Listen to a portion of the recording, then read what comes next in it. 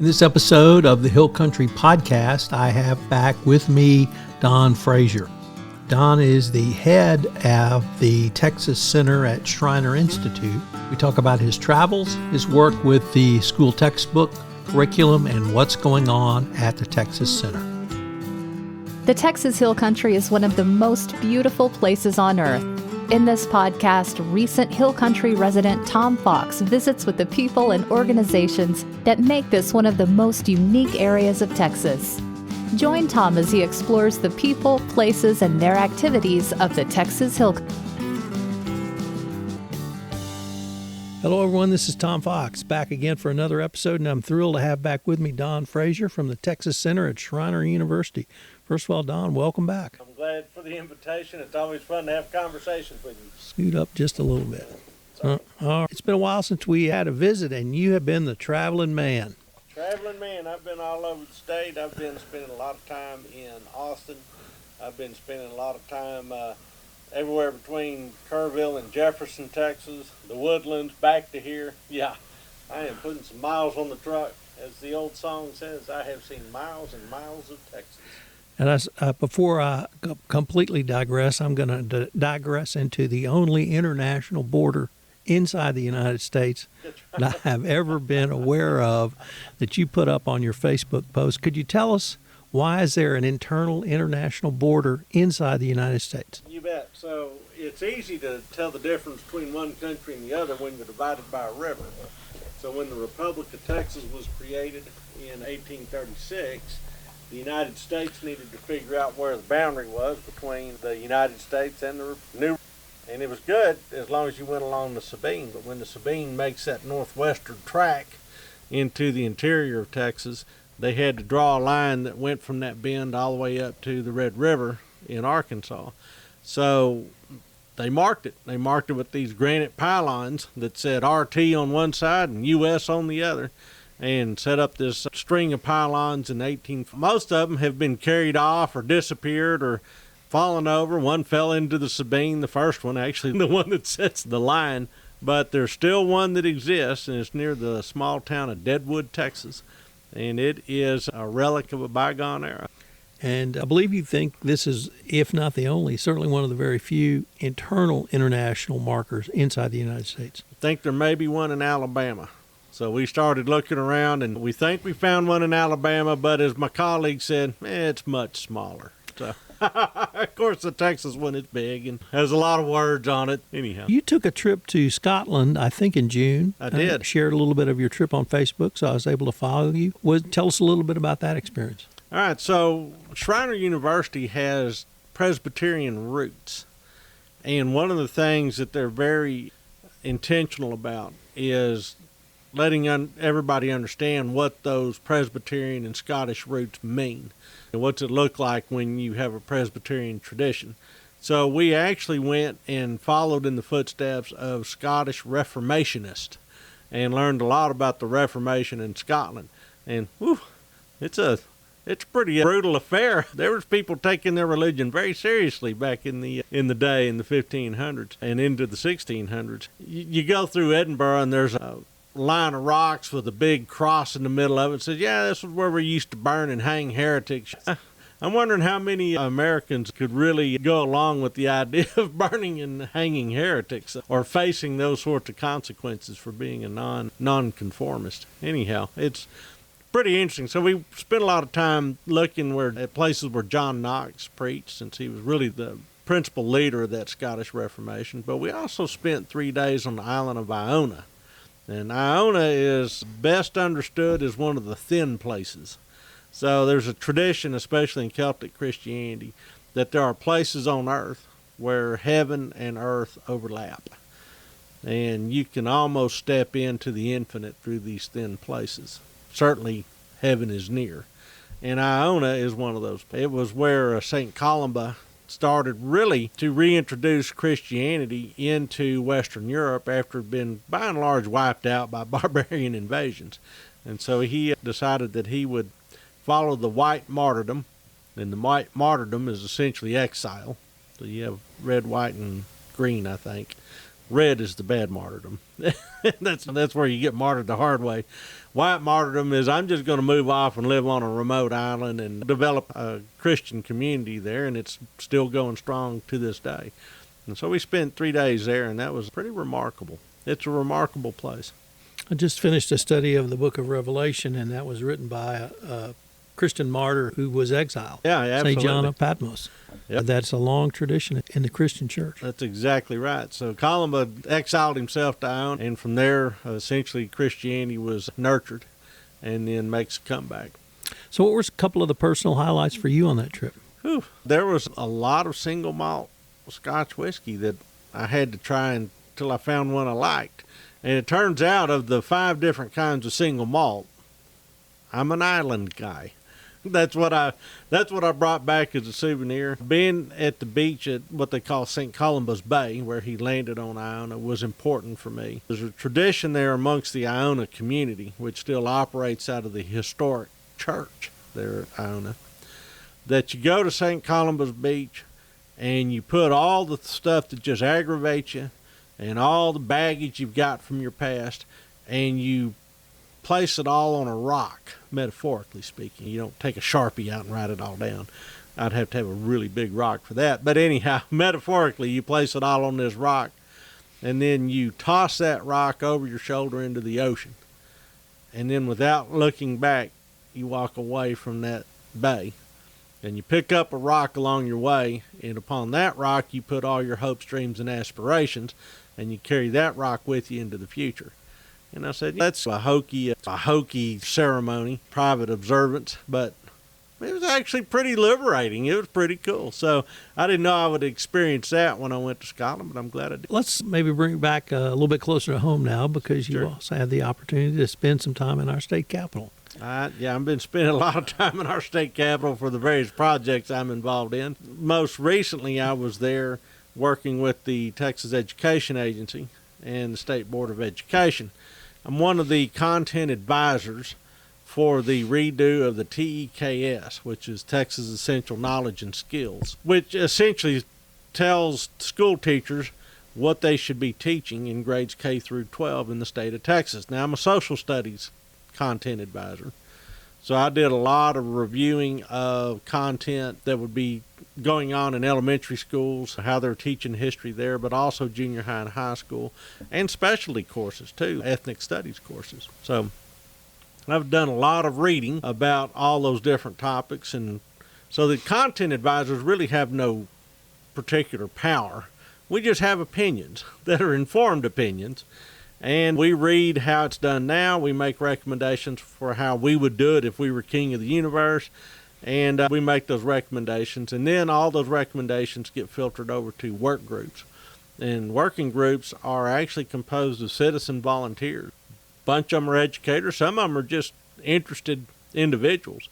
And these work groups then try to take where we are now with the TEKS, consider the content advisor's recommendations, and then come up with a better way to do the TEKSs, or a different way anyhow.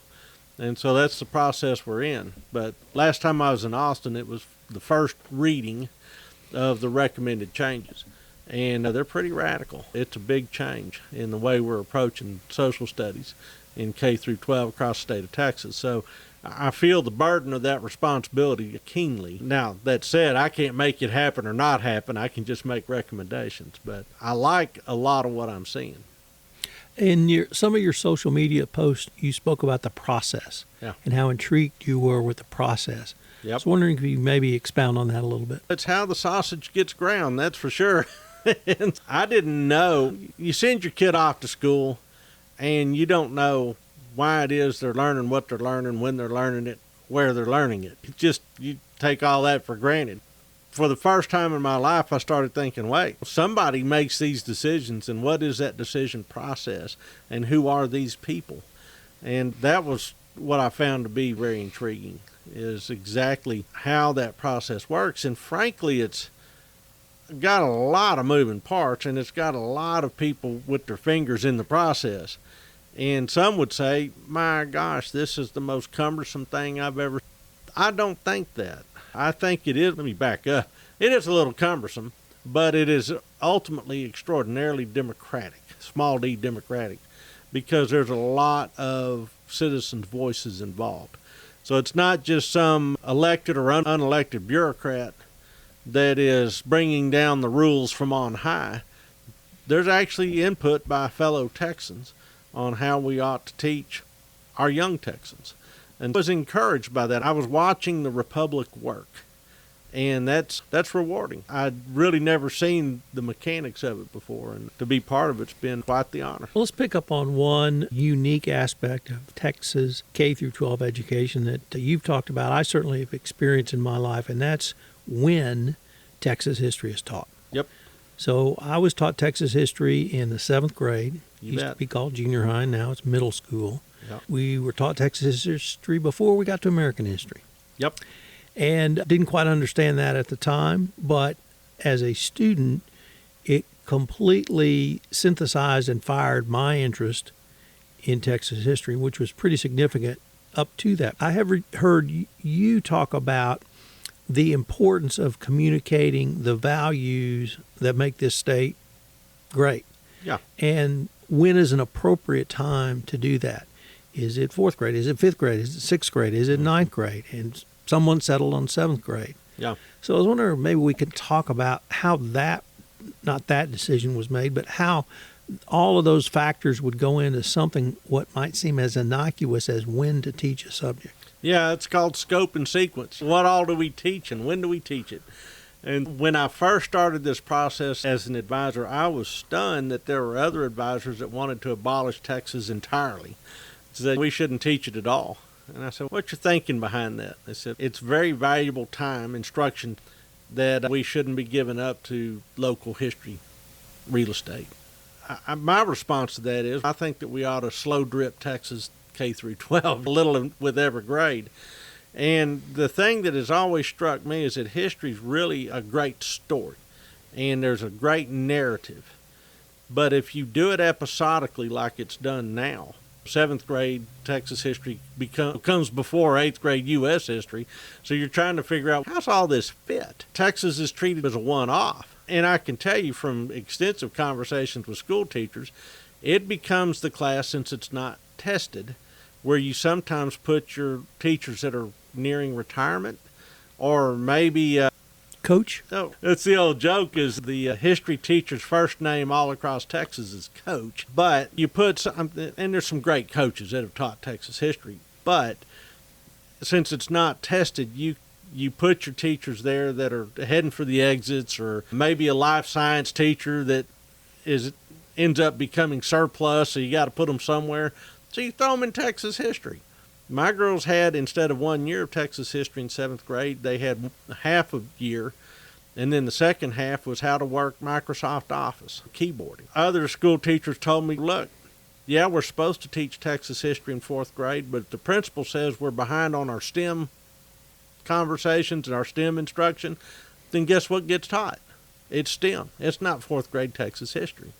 So in this state, we have a lot of people say we got to protect the 7th grade and 4th grade sequence. It's already eroded.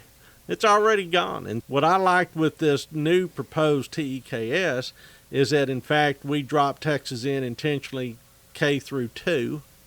Then we do a lot of world history in 3 form. But I brought up to the State Board of Education, look, localize those big world stories. So if you're talking about hunter-gatherers, part of the lesson ought to be, and here's some hunter-gatherers that happen to be in Texas. If you're talking about World War II, then we talk about Chester Nimitz from Fredericksburg, or we talk about Earl Rudder from Brady, or we talk about Secretary of State House, that is the guy that helps build the Versailles Treaty from World War I. Edwin M. House doesn't get a whole lot of attention right now. And as a result, Texas history becomes a lot about coonskin caps and not much else. So my argument is Texas is where the American story, the Mexican story, the indigenous story, all the stories of this continent all come together. We live on the seam where it's all sewed together. And as a result, we need to contextualize this Texas experience in the nation and the world, not just locally. So That was my approach. So Texas ends up coming back into the curriculum 6th, 7th, and 8th, which means it's tested in the 8th grade, which now means, well, you probably better put your sharper teachers on this task because those tests make or break the school district. So anyhow, that's my approach to it, and I've caught it from both sides. So, Do you think it's still important to teach Texas history to help, if not instill, at least expose people to some of the values that made this state so great? Sure. I would argue that Texas is the best expression of the American idea. So all those guys that were framing the Constitution, all those guys that were declaring independence over in Philadelphia, powdered wig set, they were all Texans. They just didn't realize it yet. The country that they were building, I think, finds its best expression in the way that Texas approaches the economy, the role between the government and the governed, the role between the state and the federal government.